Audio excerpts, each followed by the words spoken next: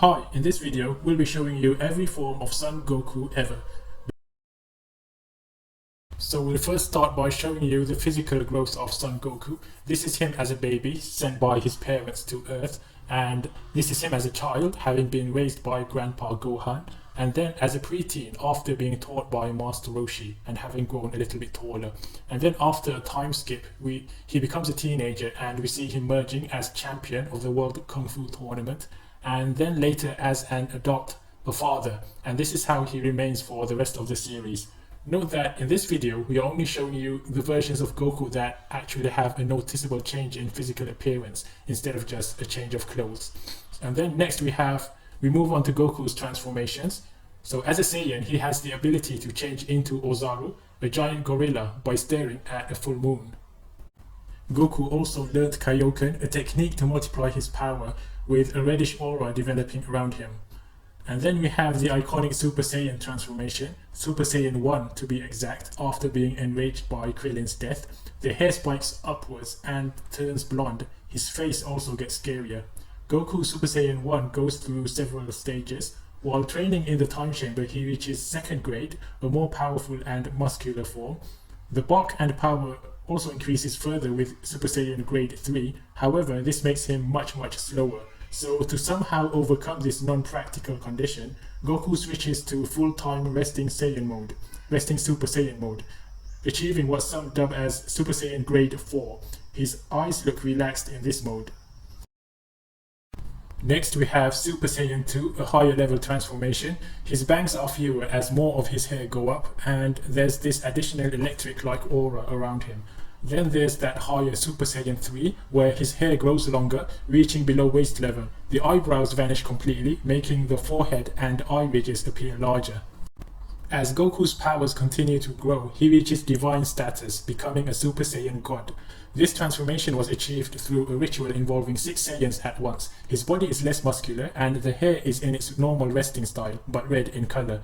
This Super Saiyan God mode can change Super Saiyan, being dubbed Super Saiyan Blue, because Super Saiyan God Super Saiyan is a mouthful. He looks like a Super Saiyan 2, but with blue hair, and there's a blue aura. In the anime, Goku combines Super Saiyan Blue with Kaioken, multiplying his power even further. This resulted in a blue and red aura surrounding him.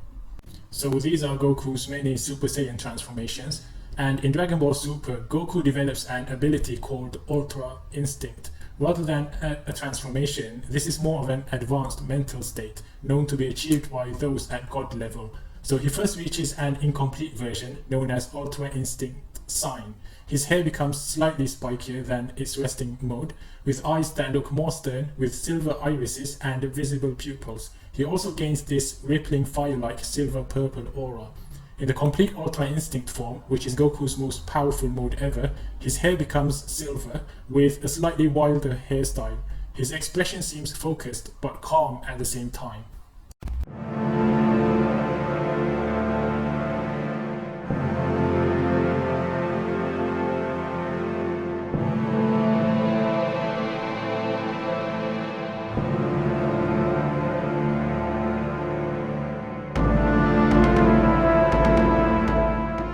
Apart from solo transformations, Goku has also been shown to undergo body fusion with his fellow Saiyan, Vegeta. So with the Potara earrings, Goku and Vegeta fused to become Vegito.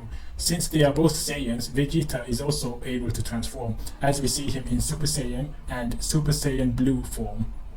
And then there is that ridiculous moment in Dragon Ball Super when Goku grew facial hair after training for a while with Vegeta, and all this time we thought that Goku was the type who didn't have to shave. There have also been times when villains took over Goku's body, such as the case of Ginyu and Zamasu. However, you can see the evil in their eyes, as Goku's normal eyes are round and pure. Goku Black, as we call Zamasu in Goku's body, transforms into a unique pink-haired Super Saiyan called Super Saiyan Rose, as a result of him utilizing his immortal God Ki, which he already possessed to begin with. This form is on par with Goku's Super Saiyan Blue. Goku Black then fused with future Zamasu, creating this mixed species being known as fused Zamasu. The shape and skin are Zamasu's, with the hairstyle being Goku's, albeit being white. However, this form is unstable due to the fusion between an immortal and mortal body. This caused the body to mutate into this ugly, grotesque form. Man, how they ruined Goku's body. So that's pretty much all the canon forms of Goku. Next, at part 2, we'll be mentioning the ones with arguable canonicity, either non-canon, semi-canon, or maybe still canon but from alternate universes, as some prefer to put it. Here we have pseudo Super Saiyan Goku as seen in the Lord Slug movie. The reason for this nonsense form is that the film creators wanted so much to introduce a Super Saiyan into the film, but Toriyama himself had not even introduced it yet in his manga, only hinting at its legend. So the producers made their own version, a powered up Goku with spiked hair, but without a change in hair color and blank white eyes. We now relabel this as false Super Saiyan or pseudo Super Saiyan. And then in Dragon Ball GT there is Super Saiyan 4, who's also made it into Super Dragon Ball Heroes as Xenogoku's transformation. This is a different branch of transformation from the earlier Super Saiyan forms, only achievable if the Saiyan has a high enough power level and became a golden great ape, and we gain conscious control over the form. It gives the user the super strength and speed of a great ape, but with a calm, clever mind. The hair remains black but wildly long, and there's red hair like everywhere.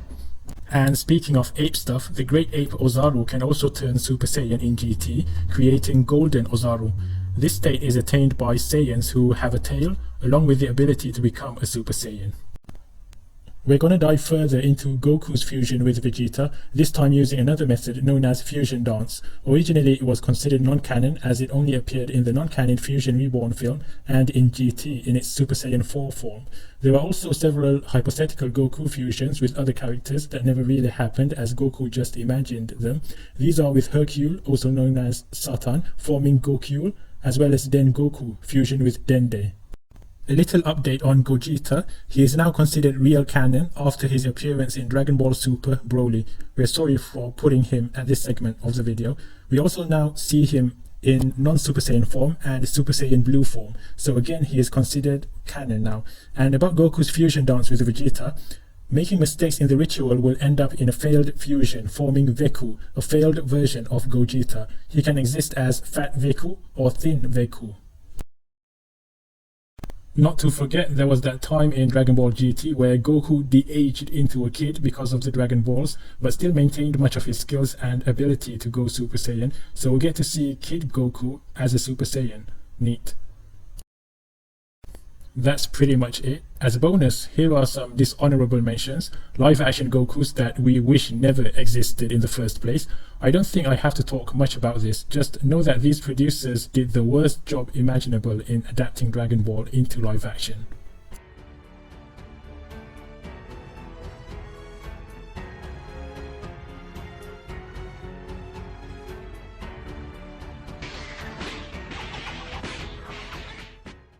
So in this video, we'll specifically be talking about Goku's clothes, strictly only the ones that he wears in the comics or anime storyline, not including those in cover art, posters or figurines.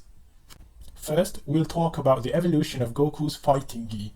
We start with the plain blue gi he wears as a kid, with a white knot-styled obi, the belt thing around his waist if you don't know what an obi is. Next, as a disciple of Master Roshi, he was granted this red gi, with the Kame symbol, which is Master Roshi's insignia, at the front. From here on, Goku will mostly wear red fighting gis only. Here's another version of the Kame fighting gi after he's grown up. There's also a heavy inner blue shirt that acts as a weight for training purposes. Next, after training with Kaio in the afterlife, Kaio made him this, with the Kaio insignia placed secretly behind him without Goku realizing it in the beginning. Afterwards, during the Namek saga, Goku switched to his own logo, the Go symbol, meaning he's sort of going his own way, having surpassed his previous masters. Later, as seen in Dragon Ball Z from the Android saga onwards, the gi becomes plain with no symbol and with a larger neck opening, revealing more of the blue shirt underneath. And as you see, his obi belt hasn't had a visible knot for a while now, and is neatly tucked inside. So we are done with the Dragon Ball and Dragon Ball Z parts right before the time skip at the end. Now we're moving on to Dragon Ball Super. While training with the Angel Whis, Goku wears an orange gi without an undershirt and with modern Velcro boots. The Whis insignia was scribbled onto him and Vegeta at high speed by Whis. Then, while helping the Galactic Patrol in their fight against Moro, the Galactic Patrol insignia was scribbled onto him and Vegeta. In Super Dragon Ball Heroes, he is shown wearing the Capsule Corp gi, which is sort of a hybrid of his many different previous outfits, and this time the inner blue is a tight undershirt extending to the mid-upper arms. Then, after the 10-year time skip in Dragon Ball Z, Goku was shown to have changed his color scheme completely while maintaining a simple plain design. In Dragon Ball G, his gi design is similar to the one just mentioned, with a slight change in color. Then we get a smaller version as Goku is turned back into a kid. So we are done with the evolution of Goku's fighting gi. Next we'll talk about his other outfits. First we'll mention a few significant ones. First we have the Yadrat suit that Goku wore after returning to Earth from the planet of the Yadrat people. Goku even turned Super Saiyan while Trunks was testing out his strength. And then we have the Saiyan suit that Goku wore while training in the Time Chamber. He emerged as a Super Saiyan Grade 4 or Super Saiyan Full Power after training for a year. And then we have two newer ones from Super Dragon Ball Heroes. The Grand Priest Goku, who trained with the Grand Priest, who is able to turn Ultra Instinct, and Xeno Goku from an alternate universe, who is able to go Super Saiyan 4. Moving on, we've got some leisure non-fighting clothes in his daily life. Most of this is from the anime. First we have the astronaut suit that he wore when he exited his spaceship while space traveling, and then him as a farmer, one of his day jobs actually, and then him in his hospital gown after fighting Vegeta in the Saiyan saga, and then we see him wearing an orange jacket. This is while he was picnicking while waiting to fight Cell, and then he wore a baseball uniform while playing with the other Z fighters in a filler episode. There was this Hawaiian t-shirt that he wore while taking his driver's license, another filler episode. And then there was this blue tracksuit that appeared when he appeared at Kaio's place and trained for a bit. And then we have those that he wears over his fighting clothes, like that turban style that he wore when he appeared after the time skip at the Kung Fu tournament, and that blue winter coat that he wore in the recent Dragon Ball Super Broly film. He also sometimes dresses up formally for certain occasions, like that black suit when he was a bodyguard. He even had his hair slicked back, and the white tuxedo during his wedding with Chi-Chi. And then there were some others while at the city and stuff. Even as a kid, he wore a suit while boarding a plane. And speaking of Goku as a kid, we haven't touched about his clothes as a kid. There were those winter clothes that he wore during those snowy parts where he fought against the Red Ribbon Army. And then there is shoes ninja clothes, the clothes that belong to Pilaf's friend, and that tiger costume when he reappeared after training by himself in the wild. We have Oolong's pants that he wore after turning into a gorilla, and that Saiyan suit that he wore as a kid when he was sent to Earth. This is sort of retconned. Previously he was shown naked and then they made him wear a Saiyan suit later. So here you can compare him wearing a Saiyan suit as a child and as an adult. And then we have some of those silly bulky suits used for training. We have that turtle training suit that he wore when training with Krillin in Dragon Ball Super, and the Whis heavy suit, the heavy suit that he wore while training with Whis. And speaking of weights, we have some other weight accessories done since his childhood, such as that turtle shell weight and those weights on his forelimbs while staying with Kaio, but those don't really count as proper suits. So that's the end of our video. Make sure you comment on which style is your favorite. Thank you for watching and goodbye.